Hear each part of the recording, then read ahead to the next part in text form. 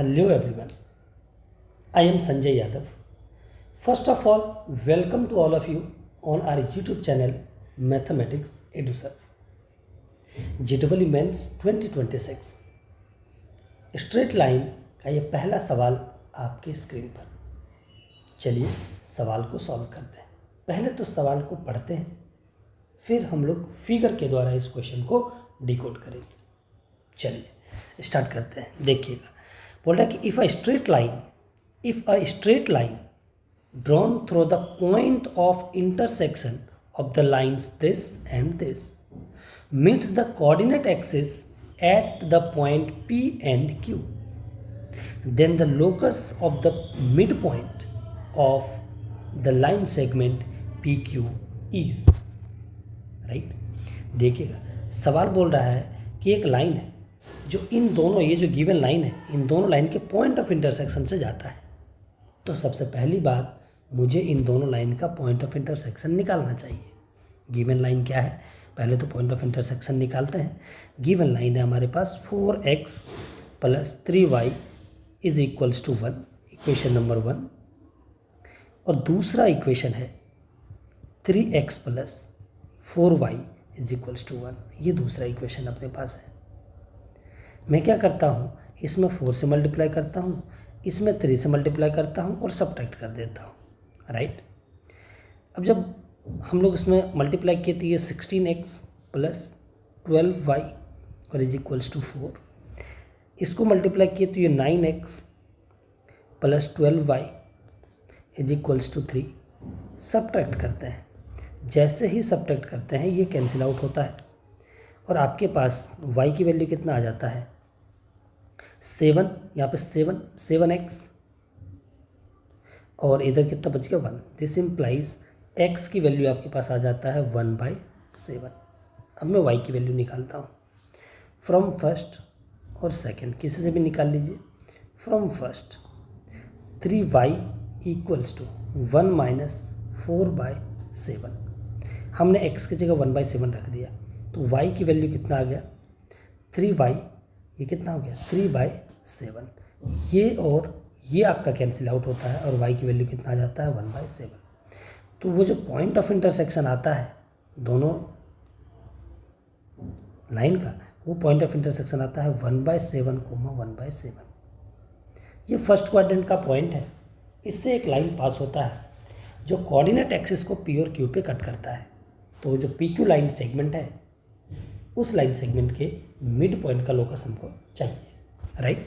चलिए अब फिगर बनाते हैं। फिगर कुछ इस तरीके से कहता है कि ये एक्स एक्सिस और ये आपका कुछ वाई एक्सिस, राइट। ये एक्स एक्सिस और इधर हमने क्या ड्रॉ कर लिया वाई एक्सिस, और एक लाइन है कुछ इस तरीके से जो कहाँ से पास होता है, जो पास होता है वो पॉइंट कहीं भी होगा। पॉइंट मैं कहीं भी मान लीजिए कि इधर कोई पॉइंट ये मैं ले लेता हूँ 1/7, 1/7, यहाँ से पास होता है, राइट। ये लाइन इस पॉइंट से पास होता है और ये लाइन कोऑर्डिनेट एक्सिस को P और Q पे कट करता है।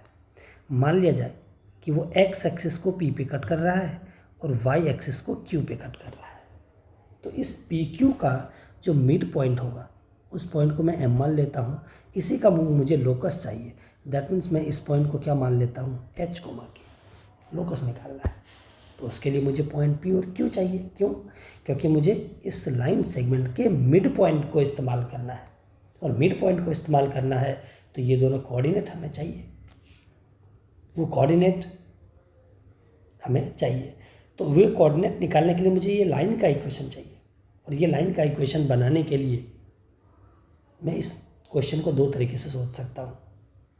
पहला मेथड मैं आपको बताता हूँ जो हम लोग सोचेंगे जनरली।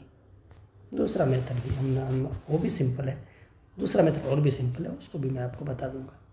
कोई आदमी क्या सोचेगा, इस लाइन का पॉइंट P और Q निकालने के लिए मुझे एक लाइन का इक्वेशन चाहिए, और इस लाइन पर एक पॉइंट मालूम है। काश इसका स्लोप मालूम चल जाए तो हमारा कहानी आसान हो जाएगा।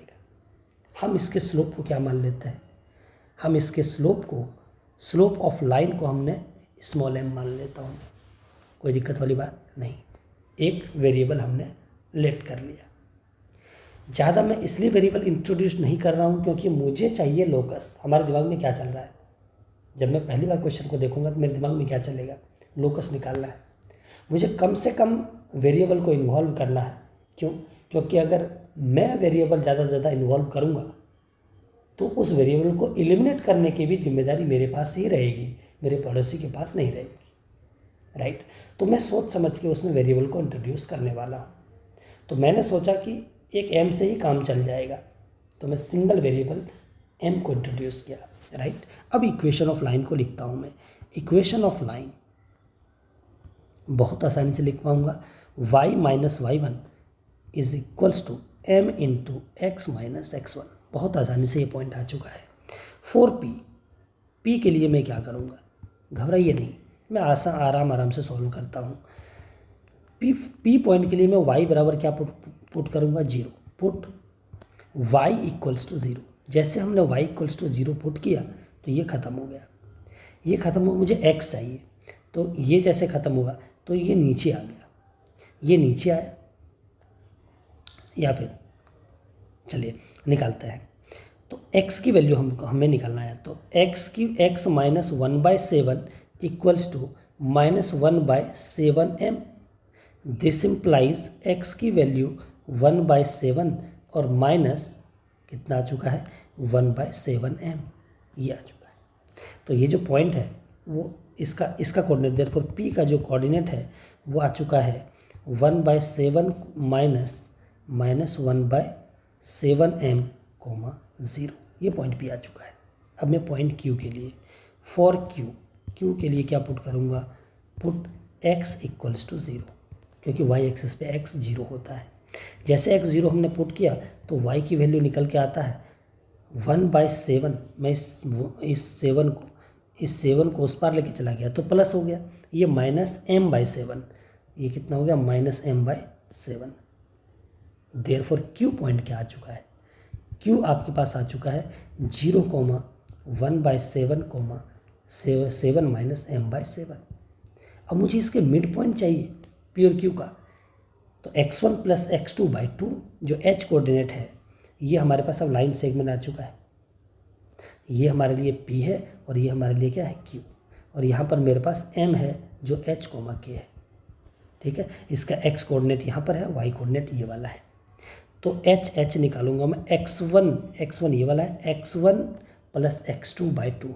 जब 2 से डिवाइड करूँगा ये तो 0 है, इसको फ़र्क नहीं पड़ेगा, 2 से डिवाइड करूँगा तो 7 से ये बन जाएगा 14, ये भी बन जाएगा 1/14m, राइट। अब मैं थोड़ा सा यहाँ पे चमत्कार ये करता हूँ, 14 से मल्टीप्लाई करता हूँ और 1 को इस पार ले आता हूँ, तो ये हो गया 14h और -1 इक्वल्स टू -1/m। यहाँ तक पहुँच चुका हूँ मैं।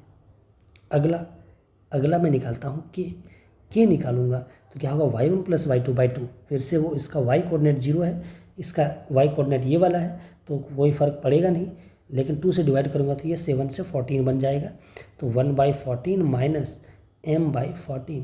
फिर से मैं क्या चमत्कार करता हूँ, यहाँ पर 14 से मल्टीप्लाई करता हूँ और 1 को उस पार लेके चला जाता हूँ और इधर कितना हो गया, -m, राइट। अब मुझे तो m को उड़ाना था, इसलिए हमने इस तरीके से इसको कैलकुलेट किया है, ये हमारे दिमाग में चल रहा था पहले से ही। अब दोनों को क्या करता हूँ, मल्टीप्लाई कर लेता हूँ। जब दोनों को m into -m into -1/m को जब मल्टीप्लाई किया तो ये क्या हो गया, 1।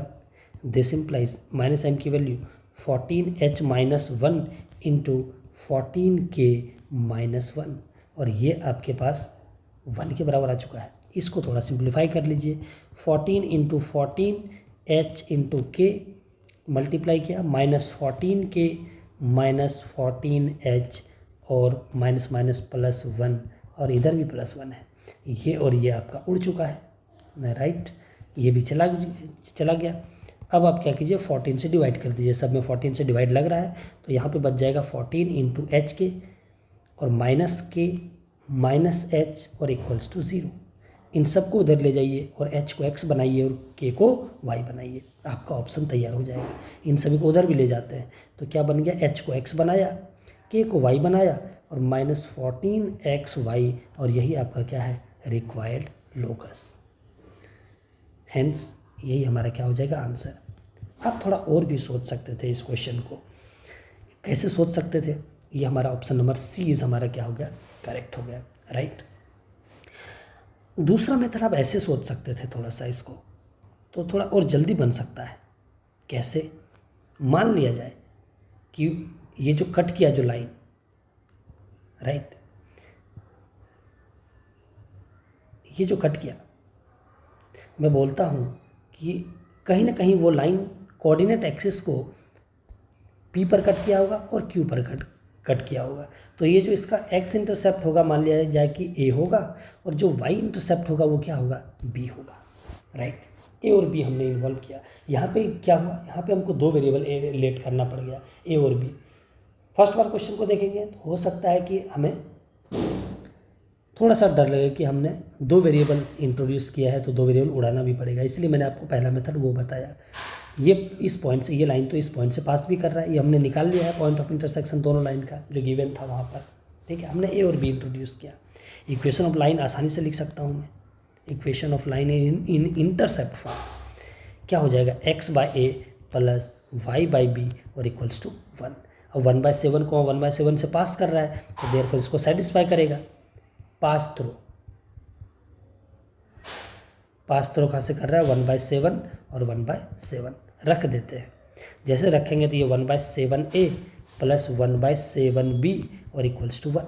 This implies 1/a plus 1/b equals to कितना हो गया, ये आपका हो गया 7, ठीक है। मैं इसको क्या मान लेता हूँ, इक्वेशन नंबर 1। अब मिड पॉइंट का लोकस, राइट, तो मिड पॉइंट का लोकस, तो इसके मिड पॉइंट को मैं क्या मान लेता हूँ, h कोमा के, h निकालता हूँ। h निकालूंगा तो 0 प्लस a/2, मतलब a/2 बराबर h, तो a बराबर कितना हो गया 2h। और उसी तरीके से b/2 equals to k, this implies b is equals to कितना हो गया 2k। अभी इसको उठा के यहाँ पर रख दीजिए आप फ्रॉम फर्स्ट, जैसे रखोगे आंसर आपका तैयार है। 1/2h plus 1/2k equals to 7। 2 into h comma k से दोनों तरफ मल्टीप्लाई कर दीजिए, तो यहाँ पर k बचेगा, यहाँ पर k बचेगा, यहाँ पर h बचेगा, तो मैं उसको लिखता हूँ h प्लस के इक्वल्स टू 14h और k। h को x और k को y बनाइए, x प्लस वाई माइनस 14, इसको उधर ले आइए, एक्स वाई इक्वल्स टू 0। ये आपका क्या होगा, फाइनल आंसर। तो इससे थोड़ा कैलकुलेशन ईजी पड़ा और हमारा आंसर जल्दी भी आ गया, ठीक है।